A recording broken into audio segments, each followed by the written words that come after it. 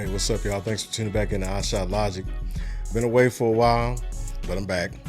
So today, I got something I need to address. Y'all may have noticed on some of my previous videos that I had talked about the generational gaps in relationship to sports, right? So it's time to take a more in-depth look at it from an OG's perspective. I just want to say thanks to everybody for all your support, all your follows, all your clicks, all your likes. Please do me a favor and hit the like button on this video. Again, thank you for your support. Let's get into it.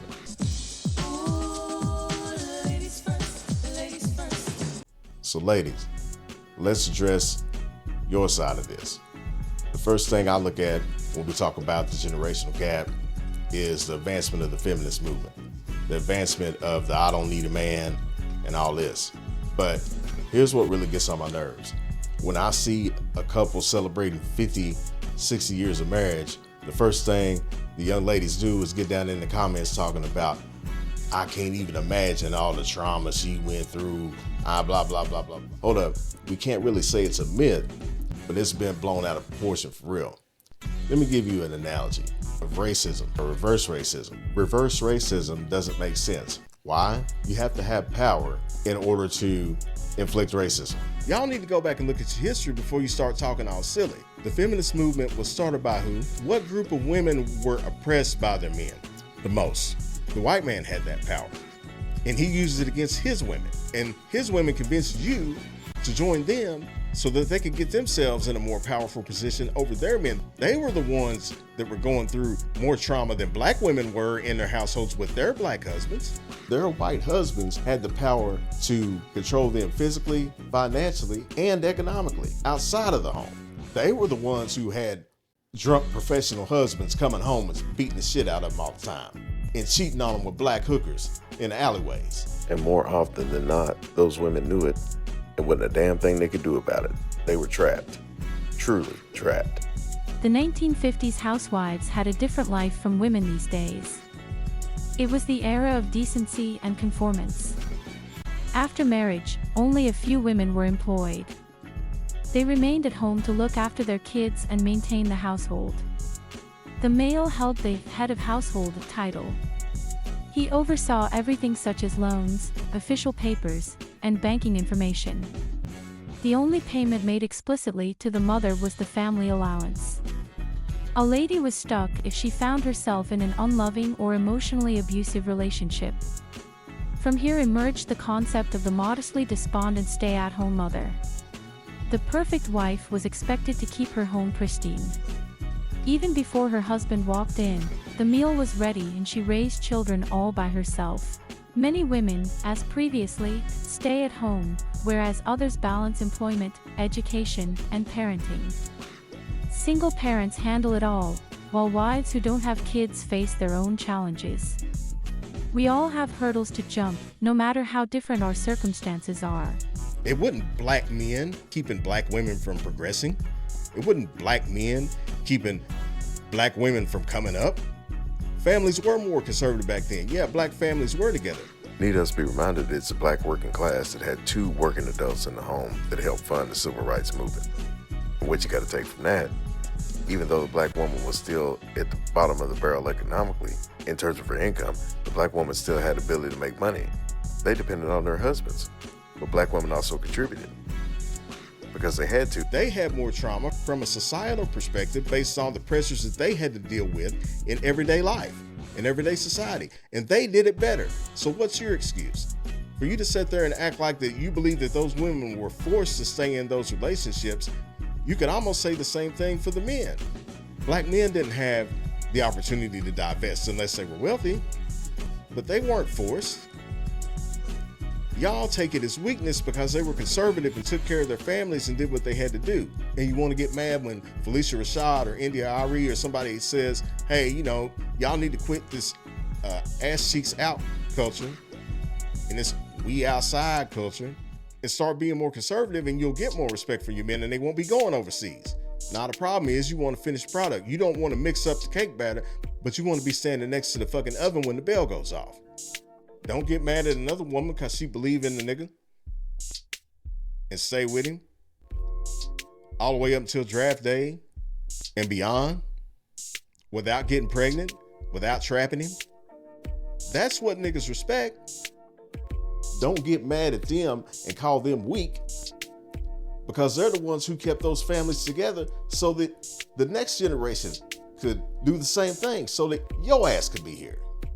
The only reason why you can snap your neck about the 92% is because they are, were, and still part of the 92%. Those women, the same women that you call haters because they tell you to stop walking around with your ass hanging out, which is a bigger point I'm gonna get to later. So now let's take a look at domestic life in Black households in today's generation. She was in a vulnerable place, and after escaping one abusive relationship, she jumped into another. Our relationship was just like constant, like fighting all the time. Doors were broken. There was one fight that got really bad and he ended up punching me in my jaw.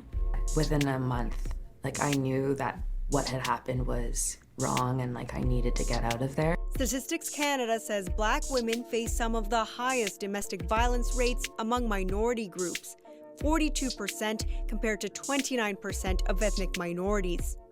In the U.S., Black women are more than twice as likely than white women to be killed by an intimate partner. And on top of that, over half the couples aren't married, and they still staying in it. Y'all staying in these toxic relationships and ain't even got a ring on it. So what are we talking about? Police say Williams had the child in the morning at her home, where she then went to an apartment complex on the west side of Dothan and put the baby boy wrapped in a blanket in a trash compactor similar to this one. And after looking through the contents at the Dothan City landfill, they found the remains of the newborn wrapped in a mattress protector inside a zipped up duffel bag. She didn't want it, and that a baby cost too much money to care for. Now Williams is charged with capital murder for the death of her child. Police say the 24-year-old called 911 herself Tuesday morning and confessed to killing her 3-year-old daughter. Detectives report finding the little girl's body with deep stab wounds and a knife next to her body at an apartment along 163rd Street near Northeast 10th Avenue. Neighbors told us off camera that Baxter was somehow going through some tough times. Public records show that the mother was unemployed and received an eviction notice only a few days ago. The niggas, yo. People got scared of catching the cases that they knew they were getting into. So they started putting young in hands that were under 18 that they knew wouldn't necessarily get real time. But what they did was stop their opportunity to progress, right? So then young got older. And I'm gonna tell you another thing, because nobody want to talk about it. I'm glad we're talking about this on Drink Chat. Let's talk about it. There's a lot of that went into houses and manipulated women for and money and put them on and look sat in those houses and watched do that. And now they're old enough and they remember what you did to their mama. That's why youngins don't respect old no more. You feel what I'm saying? You feel what I'm saying? This is what I identify with, but it's the same exact thing. This is part of why. This is one of the reasons why youngins don't respect because they put cases on them that they knew would never shake. They got mamas that put credit on their name that they can't shake, and now they got in their life, in these houses, putting values that they can't shake. And to the men out here, Bun B, hey, I get what you're saying. He's been out here in the streets. He knows a lot more about the streets than I do. So I'm not going to sit here and try to discredit what he said, that the young men don't have the same respect for the OGs because of the things that they saw and the things that they went through growing up. But here's my argument to that, bruh. If the young generation can sit there and call us out for all the mistakes we made, well, then why can't they do right? We kill each other all day. We talk about each other all day. You know who talk about me the most on the internet? Niggas. Niggas. You know what's worse than a nigga? 2 of them. Make you don't want to be a nigga. Yeah, man, it don't be nobody else talking about me. It be niggas, my own people that look like me. Talk about me like a dog. Kick me when I'm down. Can't wait. look at Gates. Went to jail, they celebrated, clapped their hands, it was happy. You're young, man. I understand. You got agitated. You try to play your game. She's running around, screaming her head off. You're probably worried about that's bothering the next door neighbors. Maybe it's because I was just too aggressive. Okay. Kennedy was asked by his girlfriend to watch her daughter while she went to work. When she returned, she found Trinity unresponsive and not breathing. Despite efforts by the fire department, Trinity was pronounced dead at the scene. Trinity had bruises on her cheeks, a swollen forehead, and more. Initially, Kennedy claimed he had given her melatonin, but he later admitted to pinching her for misbehaving. The truth was even darker. Kennedy had slammed Trinity's head against a bed headboard until she passed out, shook her violently when she regained consciousness, and then did nothing as she suffered a seizure.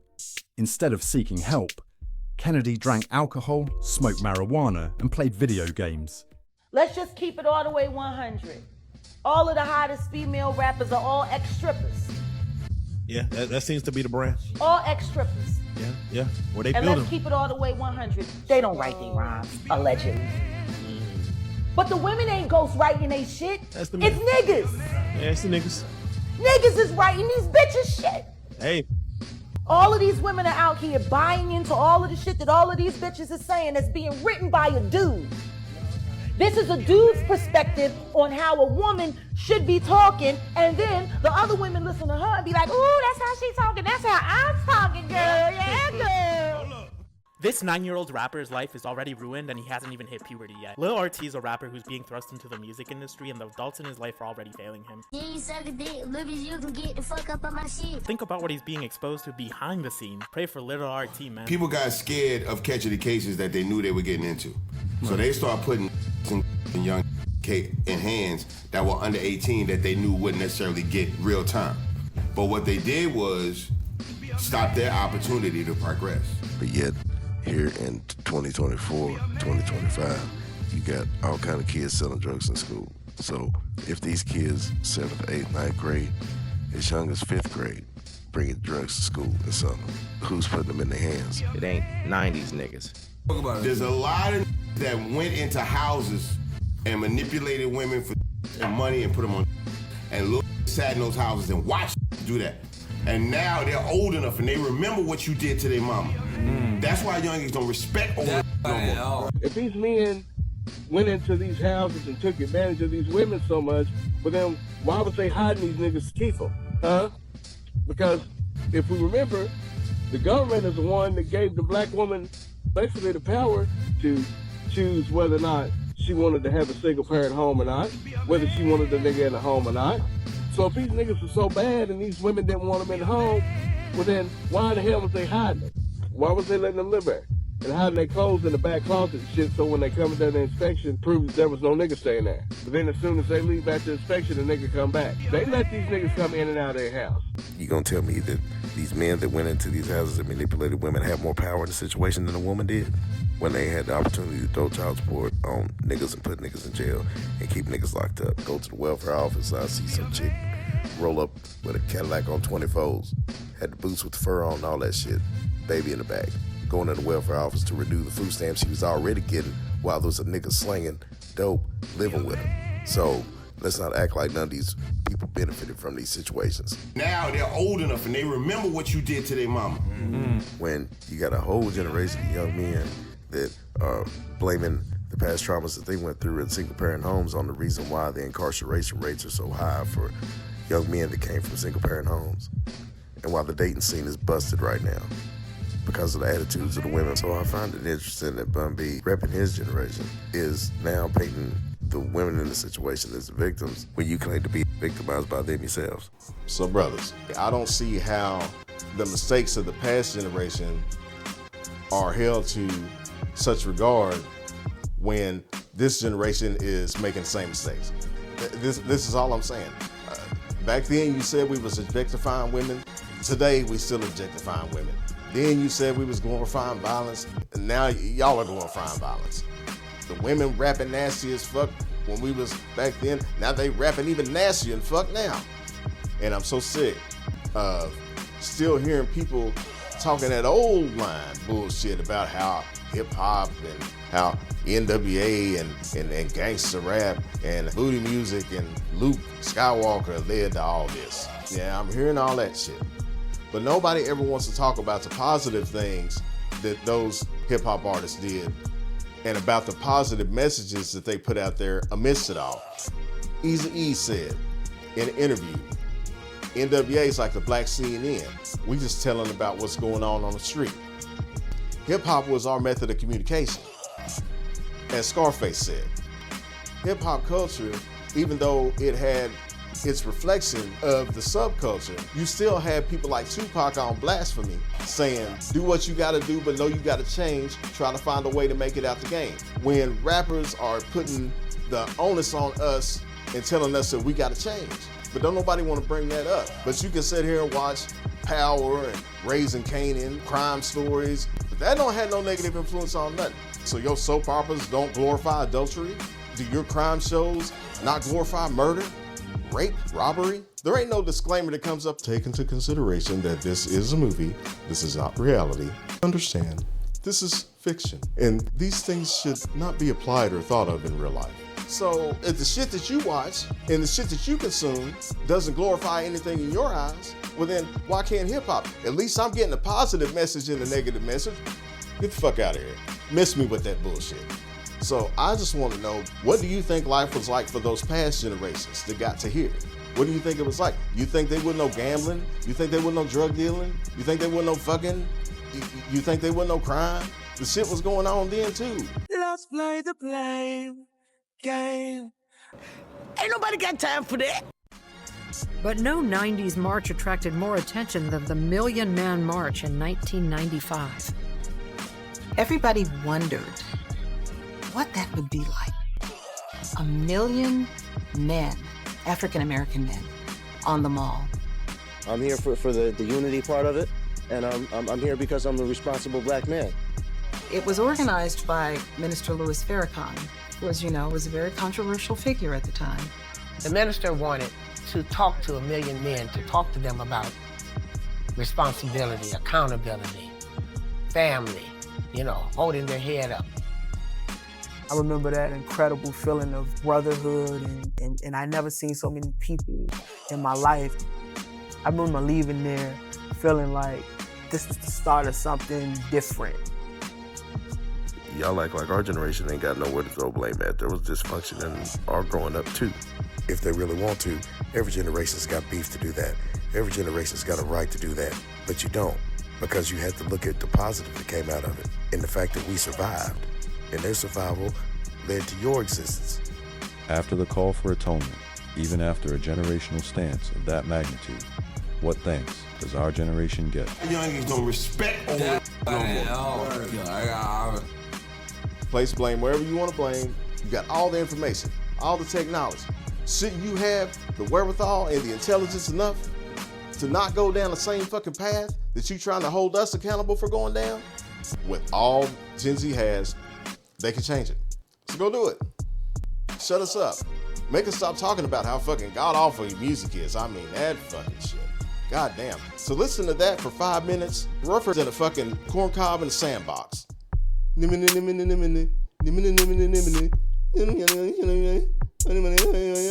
the fuck? What is that shit? What the fuck is that? Yeah, I'm going in on you. You don't respect us, young niggas. Your fucking music ain't nothing. It's horrible. Y'all's entertainment is trash. Your fucking sports, your basketball is fucking awful. Your values are all fucked up. It don't take nothing to be famous anymore. You ain't got to have no talent. I mean, look at me, I'm new to this shit. If I wanted to, I could pay my way to, X amount of thousand followers or whatever the fuck. I'm not doing this shit and act like I'm more deserving of another motherfucker that's been doing it for 20 years. Motherfuckers get on here and all of a sudden you a famous YouTuber. How the fuck you a famous YouTuber? What the fuck makes you famous for being on a motherfucking platform that any broke dick motherfucker get on here and make videos and shit? My dick ain't broke, by the way. But anyway, what the fuck? How the fuck you a celebrity off that shit? I'm just saying, y'all niggas ain't perfect. Quit with the disrespect. We done with it. So now we have a generation of robbers, thieves, tricksters. You want everything I got and don't want to work for shit. Crazy. You know this old robbing and thieving and shit is a whole damn game now. You got people up. They're erecting themselves up without morals and ethics. Damn that, screw that, I don't need that shit, I don't want to hear that shit. Fuck all that, I go out here and get it for myself. But if you take it from somebody, and they worked hard for their money, I would apply the same principles instead of taking from someone else. I think the main question that people have is, preacher, what is it that you want? Fred, what we want is, I think, what everyone wants, and what you and your viewers have. Civilization. Yes, but what sort of civilization are you speaking of, preacher? The niceties, Fred, the fine points. Diplomacy, compassion, standards, manners, tradition. That's what we're reaching toward. Oh, we may stumble along the way, but civilization, yes. The Geneva Convention, chamber music, Susan Sontag. Everything your society has worked so hard to accomplish over the centuries, that's what we aspire to.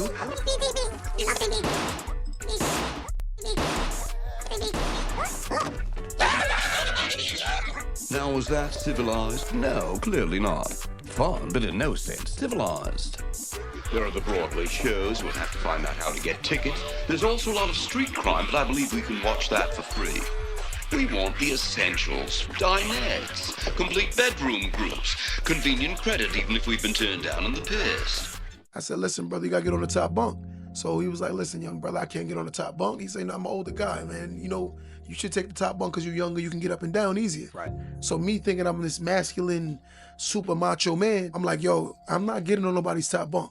So we talked back and forth for about 20 minutes. By the 21st minute, he convinced me to take the top bunk. That night, I stayed in the cell with him and we just talked all night. Like I'm talking about all night. I never really met a man that mature. The next morning, he was like, yo, come with me to breakfast. I walked with him to breakfast. Sitting in the mess hall in prison, I'm like, a lot of people keep looking at us, man, but I'm not noticing anything. I'm like, in my mind, I'm like, is he gay? After breakfast, he was like, yo, what are you about to do? I'm about to go back to the cell. He was like, nah, come with me to the yard. I go with him to the yard. As soon as we go to the yard, he clap his hands. He goes like this. About 30 Muslims lined up. And he said, I'm Mujahid. He said, if I would've got on that top bunk, I would've killed you this morning. Wow. You know, he was the imam, meaning the high priest of the whole prison. But his humility showed me my arrogance almost got me killed. I'm on the west, right? I see my uncle. I ain't seen him in a minute, but he's some good game. I'm like, Unc, tell me something slick. He said, yeah, man, I'm gonna tell you. Little Doug, I'm gonna tell you about the story about the bird that flew south for the winter, man. He said a bird flying south, man, then they get cold in the mother... He freeze and fall into a field. I'm looking at him. He said, yeah, he fall into a field, man, and then a cow coming on him. The cow comes on him. He get to warming up. He get to feeling himself again. He get to singing and a cat hear him. The cat hear him singing. He gets to investigating it. The cat find out it's a bird over there, and he wiped the off him and eat his silly ass. So I'm sitting there. I'm like, that wasn't sharp at all. He said, yeah, he wasn't paying attention. I dropped a few gems on you, man. I said, man, what you talking about? He said, man, everybody that on you ain't your enemy, man. And everybody that gets some shit up off you, they ain't your folks. And when you win sometime the best thing to do is to just shut your mouth. I said, church. There's more of our strength, intelligence, spirituality that comes from them than anything else. Where you think we got the strength to fight? That shit is passed down. Just as they have the strength to hate, that gets passed down. Do we as black people have to take responsibility for our condition? To some degree, of course we do, yeah.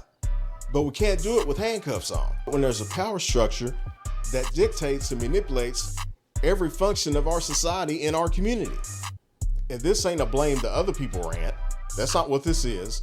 As black Republicans are the first ones to say, we need to take responsibility. We need to be accountable. We don't want no handout. We just want to be treated fairly. As black people should feel guilty because they're not on the same economic and educational level as a whole as some of our other ethnic marginalized counterparts. Yeah, there's black on black crime, all sorts of other negative aspects of black culture. But let's get to the root of this. We've been out of slavery for less time than we were in slavery. That's not an excuse, that's just a fact. Even with this whole political situation, we're still finding ways to tear each other down. Black MAGA is a perfect example of that.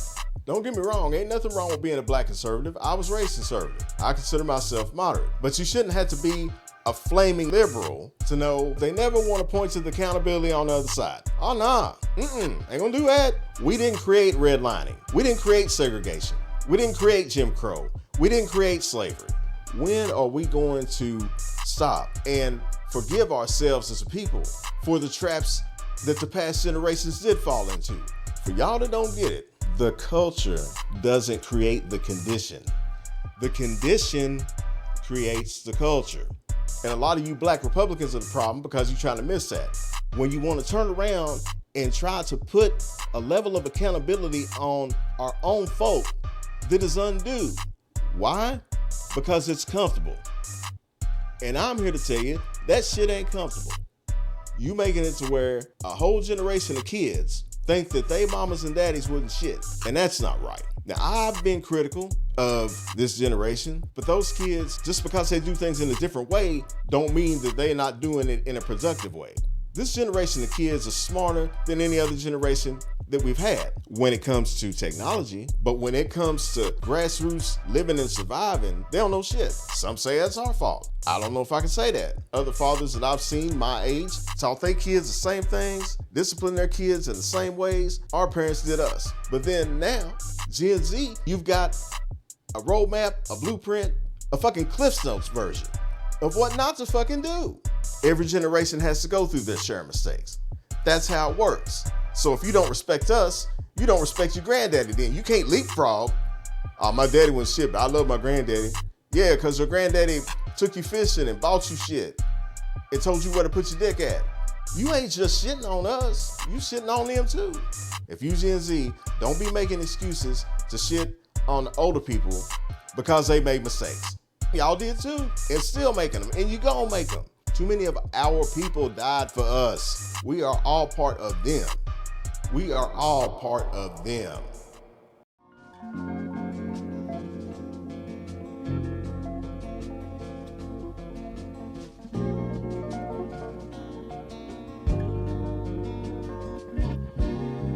Hang on to the world as it spins around.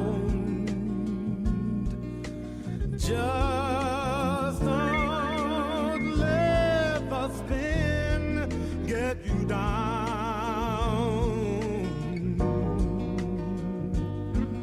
Things are moving fast.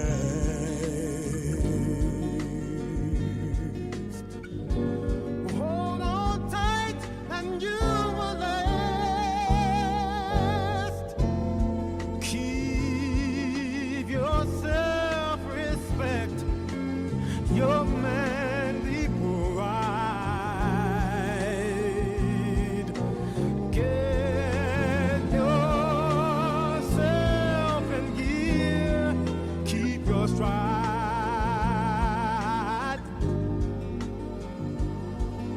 Never mind your fears.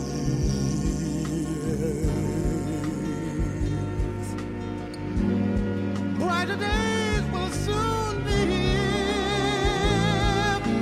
Take it from me, someday we'll all be free. Yeah. Keep on walking tall. Hold your head up high. Lay your dreams right up to the sky.